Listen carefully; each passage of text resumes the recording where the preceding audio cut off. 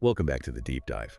So this time we're going to dive into something a little different. Oh, Yeah, we're looking at using wisdom from the Bible right. to help us with dealing with burnout at work and, just finding more meaning in what we do. Okay. I know it might seem a little unexpected, Yeah. but, honestly, there's some surprisingly relevant advice in there, I think, for anyone, especially, if you're feeling a bit stuck. Yeah, I think you'd be surprised, how often this ancient wisdom can hold up, Right. even, in our crazy modern world. Exactly. Yeah. It's all about finding those universal truths that people have been grappling with for centuries, Mm-hmm. and they still resonate with us today. Absolutely. And we're talking about some pretty big ideas here, Okay. like the idea of work as worship and finding joy, in the actual process of working, not just the outcome. Right. And even the idea of partnering with something bigger than yourself in your creative work. Okay. Pretty intriguing. Right. Yeah, absolutely. I'm excited to see what kind of practical wisdom we can get from these verses. Yeah, me too. Okay, let's start with this idea of work as worship. So Colossians 3:23 says, "Whatever you do, work at it with all your heart, as working for the Lord, not for human masters." Mm. Now, I know that might sound a little, religious to some people, Yeah. but stick with me here. Okay. What's so fascinating here is this idea of, really shifting your perspective on work. I think that's a really key takeaway here. It's about finding that motivation, that sense of purpose that comes from within. Right. Not relying just on external things like Yeah. a paycheck or getting praised from your boss. Yeah, so even if someone is not religious, they can still kind of tap into this concept by aligning their work with their own core values, Right. So think about it. If you believe in sustainability, Mhm. maybe you find more meaning in your work by focusing on how your company can, reduce their impact on the environment. Exactly. You're Yeah. contributing to something bigger than yourself. You find that connection between what you do and what you believe in. Yeah. Okay. I'm starting to see how this ancient wisdom can apply to our work lives today. Yeah. So let's move on to a verse that I think really speaks to a lot of us. Finding joy in our labor. So Ecclesiastes 3:22 says, "So I saw that there is nothing better for a person than to enjoy their work, because that is their lot." It's about, finding that satisfaction in the process of working, not just the destination. Right. And that connects really well to what we know now about, work satisfaction and that idea of flow state. Oh, yeah. Have you ever gotten so engrossed in doing something that you completely lose track of time? Oh, yeah. All the time. That's flow. Yeah. And, this verse is suggesting that, to find fulfillment in your work, you need to find that enjoyment in the actual process. So how do we actually do that? How do we, achieve that flow state in our regular, day-to-day work? Well, it's about finding those challenges that are a good match for your skills. You have to be stretched a little bit, but not completely overwhelmed. Right. Then you get into that sweet spot where you're fully engaged and, really motivated. Right. And it doesn't have to be some, big creative project. Even like regular tasks can offer you those opportunities for flow if you have the right mindset. Yeah. Yeah. I experience that sometimes when I'm editing the audio for this podcast. Oh, really? Yeah, it can get, pretty tedious. Yeah. But when I get in the groove, and I'm really focusing on cleaning up the sound, Yeah. finding the right music, Right. it's like I totally lose myself in it. It actually becomes enjoyable. That's a great example, Yeah. It's about finding those moments of flow no matter what you're doing. Yeah, finding those little wins. Yeah. And celebrating those little moments of accomplishment. Absolutely. And that, leads us to our next verse, which talks about the importance of, working hard and with integrity in everything you do, no matter how small it is. So Luke 16:10 says, "Whoever can be trusted with very little can also be trusted with much." It's about recognizing that how we approach everything, even the small tasks, Right. reflects who we are and prepares us for, bigger and better things. It reminds me of that phrase, showing up fully. Yes. Like even when you feel like no one is watching or the task is, kind of pointless. Right. It's about building that habit of diligence and being trustworthy. Yeah. It's understanding that every task, no matter how small, contributes to the bigger picture. And by doing everything with integrity and diligence, you're building a foundation for bigger things later on. Right. It's about building trust, not just with your boss, but with yourself. I love that. Okay, time for a little dose of inspiration here. Proverbs 14:23 says, "All hard work brings a profit, but mere talk leads only to poverty. Classic. So classic wisdom about, effort and reward. I think this verse highlights the benefits of hard work, both tangible and intangible. Of course, there's the potential to, make money. Yeah. But it also emphasizes, developing your skills, a sense of accomplishment, and even opening doors to new opportunities. It's like planting seeds, right? You might not see the results immediately, Right? but, if you keep putting in the work, something beautiful can grow. It's a reminder that effort, even when it's tough, Yeah. can lead to positive outcomes in all areas of your life. Yeah. But it's important to remember to balance that hard work with rest. Oh, absolutely. We don't want to burn ourselves out No, we don't. in pursuit of profit. Exactly. It's all about finding that balance. And speaking of balance, our next verse is maybe my favorite. Okay. So Ephesians 2:9 says, "For we are God's handiwork, created in Christ Jesus to do good works, which God prepared in advance for us to do."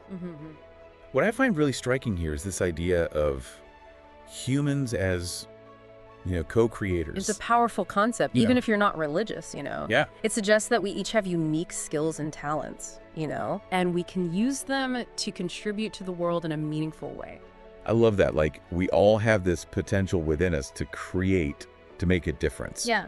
And our work can be a way to express that. Exactly. It's about figuring out your strengths and using them to make a positive impact, whether it's through your job or volunteering or even just in your daily interactions, Yeah. It's about recognizing you have something special to offer. Okay, that's a great transition to our next section, Okay. where we'll look at some specific practices from our source that can help us apply these ideas to our daily lives. Okay. Are you ready to dive in? Absolutely. Let's do it. Okay. Okay, so the source suggests some practical ways to actually integrate these ideas into your daily work life. Okay. One that stood out to me was starting the day with a moment of reflection. I can see how that could be helpful. Yeah. So instead of, immediately checking email, Right? what would we do during that reflection time? Well, it could be something simple like taking a few deep breaths and setting an intention for the day. Or maybe, jotting down a few things you're grateful for. Ooh.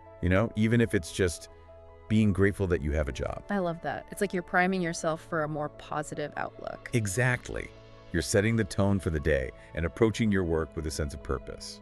And that ties back to that work as worship idea. Exactly. Right. Yeah. It's not about the job title. It's about, the energy you bring to it. Exactly. Yeah. Now, another practice the source emphasizes is shifting our perspective, throughout the day. That's easier said than done. I know, right? But there are some practical ways to do it. Okay, I'm intrigued. How do they suggest we actually shift our perspective when we're feeling stuck?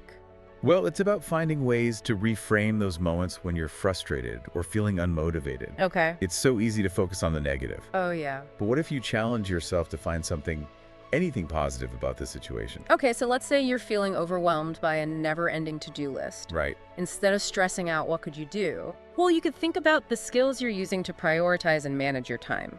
Okay. Or maybe see it as an opportunity to learn and grow.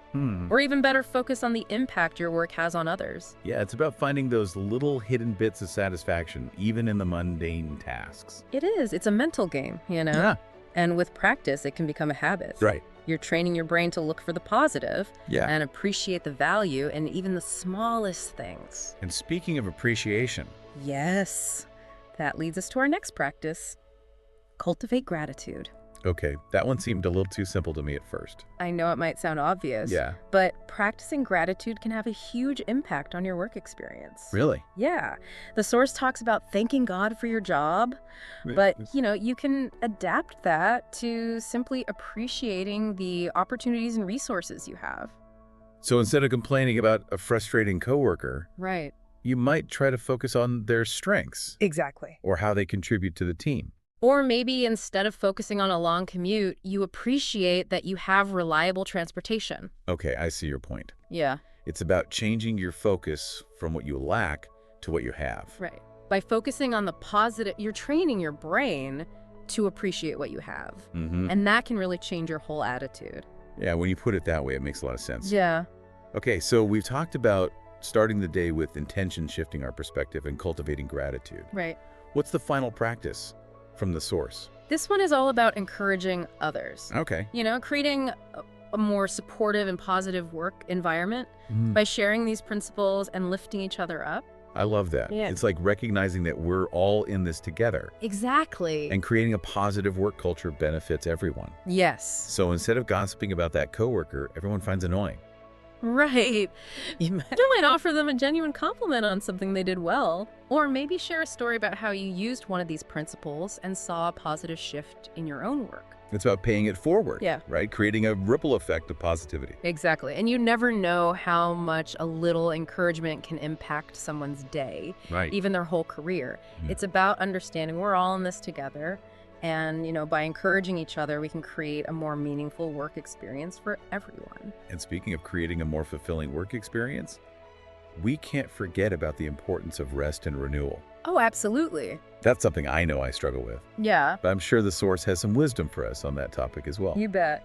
Let's see what the Bible has to say about rest, especially in the context of our crazy modern work lives. So we've talked about all these amazing ways to find, more motivation and more purpose in our work. Yeah, But there's this crucial element we haven't really touched on yet, and that's rest. you're absolutely right. Yeah. It's so easy to neglect that, especially, with our always-on culture these days. But it's essential for a fulfilling work life. Yeah, and I know for me personally, it's something I really struggle with. There's this constant pressure to hustle, to be productive, to never stop. I think a lot of people feel that way. It's almost like we're conditioned to think that rest is like a weakness or, Yeah, a sign of laziness. exactly. But the source we're looking at has a completely different perspective on rest. Oh, yeah? It actually emphasizes rest as a vital part Yeah. of a healthy, productive life. Right. Like that verse from Exodus 23.12. Yeah, 6 days you shall labor, but on the seventh day you shall rest. it's so simple, but so profound. Yeah, even back then they understood that you need to create space for renewal. Yeah, it really challenges that whole idea that we have to be on all the time to be successful. It does. It reminds us that we're not machines. Right. We need time to, recharge and reconnect with ourselves and Right. come back to work with fresh energy. And the source even talks about rest as a way to honor a higher power, which I found really interesting. Yeah, it's that idea that by resting, you're acknowledging that you're not in control of everything you know. It's like surrendering to something bigger than yourself. Yeah. Whether you see that as a divine force or just the natural rhythms of life. Yeah, it's like taking a step back and saying, Right. okay, I've got my best. Now it's time to let go and trust. Exactly. And that takes a lot of pressure off, doesn't it? It really does. It's not all on you to constantly push and grind. It's about finding that balance. So how can we actually do that? How do we incorporate rest into our busy lives? Well, I think it starts with shifting our mindset about rest.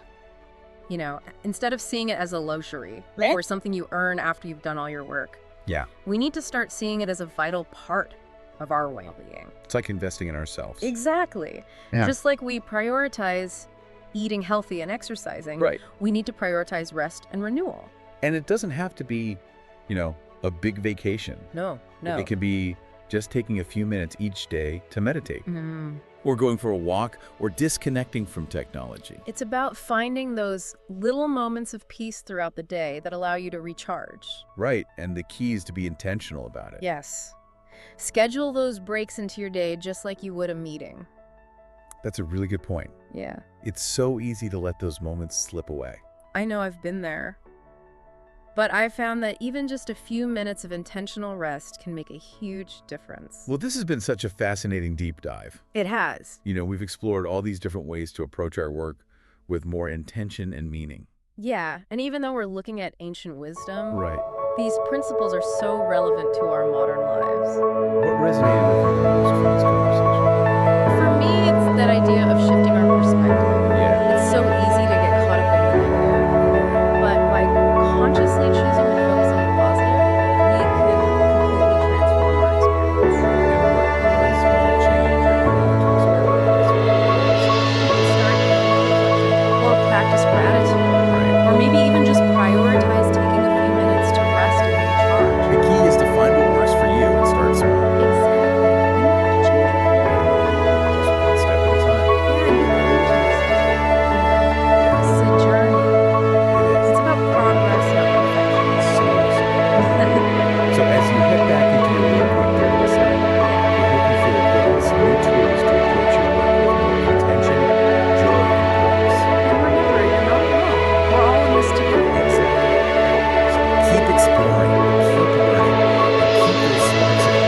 burning bright. Yes. Until next time, happy diving.